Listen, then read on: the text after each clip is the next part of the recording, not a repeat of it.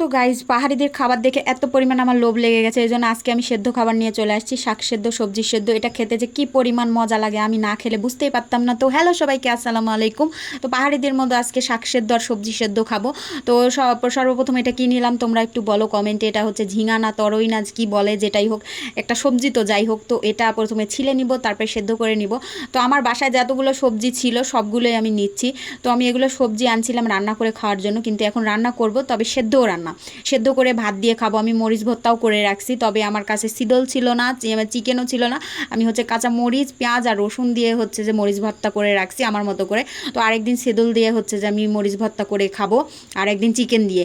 তো ওরা মরিচ ভর্তা করে এত মজা করে খায়, দেখে আমার এত পরিমাণ লোভ লাগছে, এই জন্য লোভ সামলাতে পারিনি। আজকে আমি শুরু করে দিয়েছি শাক সেদ্ধ, সবজি সেদ্ধ, মরিচ ভর্তা দিয়ে খাবো। তো তারপরে কাঁকরুল কেটে নিলাম, কাঁকরুল কেটে সুন্দর মতো যে কাঁকরুলের যেগুলো আছে কাঁটা সেগুলো একটু ফেলে দিলাম, তারপরে কেটে রেখে দিলাম।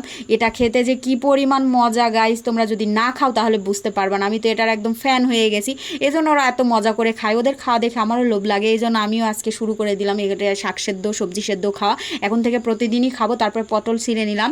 তো আমার কাছে যা যা সবজি ছিল সব কিছুই আমি সেদ্ধ বসিয়ে দিব, সেদ্ধ করে খাবো। আর পুঁইশাক আমি আগেই কেটে রাখছি, আমার কাজের খালা পুঁইশাক হচ্ছে চচ্চড়ির জন্য কেটে রাখছিল, ওখান থেকে এক খামচা নিয়ে নিলাম, ওটাও সেদ্ধ বসিয়ে দিব। ওটাও সেদ্ধ করে গরম গরম ভাত দিয়ে খাবো। কি পরিমাণ যে ট্যাশ বন্ধুরা, কি বলবো। তো তোমরা যারা যারা খাওনি তারা এই স্বাদ বুঝবা না, এটা খেতে সত্যি অমৃত। তবে চিকেন ভর্তা, চিকেন দিয়ে যেটা করে মরিচ ভর্তা ওটা, তারপরে সিদল দিয়ে যেটা করে মরিচ ভর্তা ওটা আমার কাছে নাই। ওটাও যদি থাকতো, ওটা দিয়ে খেতে যে আরও কি স্বাদ লাগতো বন্ধুরা, কি যে বলবো। তো ওটাও আমি একদিন করব। আমার বাসার সামনে যেহেতু কচু আছে, সিদল বানাতে কচু লাগে আর শুটকি লাগে, শুটকি আমার বাসায় আসে। তো শুটকি দিয়ে কচু দিয়ে সিদল একদিন বানাবো, বানিয়ে সেই সিদল দিয়ে মরিচ ভর্তা করব, মরিচ গুতিয়ে। মানে ওরা বলে মরিচ গুতিয়ে, অনেক অনেক সুন্দর সুন্দর নাম আছে, ইউনিক ইউনিক। তো তারপরে প্রথমে আমি করলা দিয়ে দিলাম, লবণ দিয়ে দিলাম, লবণ দিয়ে এই সবজিটা সিদ্ধ করতে হবে। তারপরে দিয়ে দিলাম কাঁকরুল, তারপরে দিয়ে দিলাম ওই যে তরল ধুন্দুল যেটাই বলে, এটা সঠিক নাম আমি বলতে পারছি না। তারপর দিয়ে দিলাম পটল। তারপরে এটা সেদ্ধ হতে থাকবে, মানে এটা কিন্তু হাফ বয়েল হবে, গোটা সেদ্ধ হবে না। তবে আমার এই তরইটা একদম পুরা সেদ্ধ হয়ে গেছে, এটা আগে উঠিয়ে নিলাম। তারপরে পটলও একদম পুরাটাই সেদ্ধ হয়ে গেছে। আসলে পটল তারপরে ধুন্দুল এগুলো কিন্তু হাফ সেদ্ধ করতে হয়, যারা সেদ্ধ খাবার খায় তাদের ভিডিও আমি দেখছি, ওরা কিন্তু পুরোপুরি সিদ্ধ করে না, হাফ বয়েল করে। তো তারপরে আমি দিয়ে দিলাম শাকটা, পুঁই শাকটা যেটা চচ্চড়ির জন্য কাটা হয়েছিল।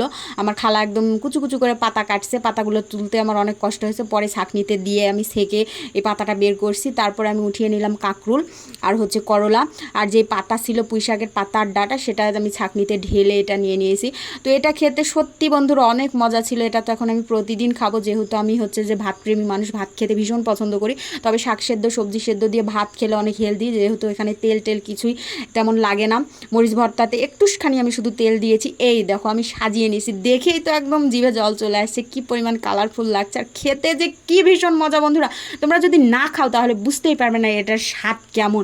তো আমি তো প্রথমবার দিয়ে একদম মুখে দিয়ে প্রেমে পড়ে গেছি, অনেক স্বাদ, অনেক স্বাদ। এটা যে খেতে এত পরিমাণ স্বাদ হবে আমি সত্যিই বুঝতে পারিনি।